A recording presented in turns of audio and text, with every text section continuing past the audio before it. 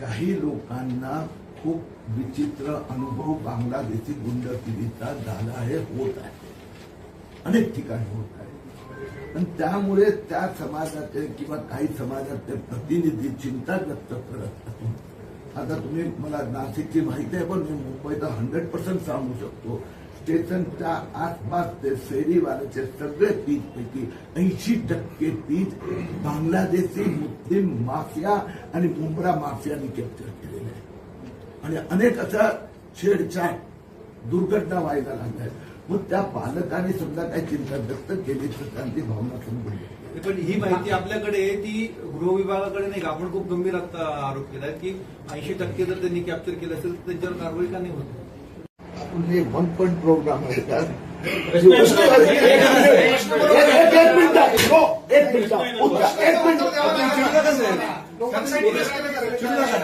आम्हाला ऍक्च्युली सांगितलं असतं की नियम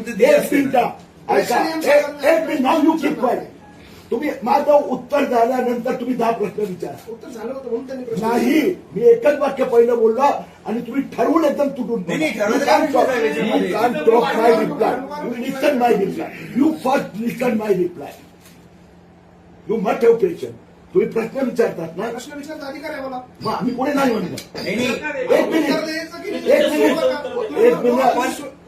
ऐका ना, आपल्याकडे नियम सांगितले. एक मिनिट दोस्त, तुम्ही आता एक मिनिट, तुम्हाला उत्तर माझं ऐकावं लागणार. ऐकून घ्या. उत्तर देतोय मी.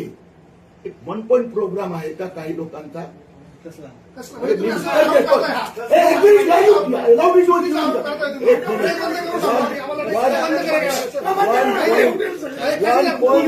कुठली पद्धत आहे? आम्ही टार्गेट करून नाही आलो सर. आम्ही टार्गेट करून आमच्या बाजूला तो प्रश्न विचारतो तुम्ही त्याला टार्गेट करता.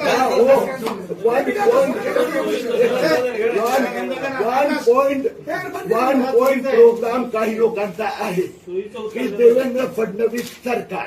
तुम्ही मला मी उत्तर देतोय ना, ऐका ना. 1 पॉइंट प्रोग्राम काही लोकांचा आहे. मग त्यात देवेंद्र फडणवीस सरकारच्या काळात बांगलादेशी जास्त आले, त्यांच्यावर कारवाई होत नाही असं काही राजकीय नेते सातत्याने आरोप करतात. माझं उत्तर आहे तुमच्या, सातत्याने आरोप करतात. आम्ही आपल्याला आकडे दिले.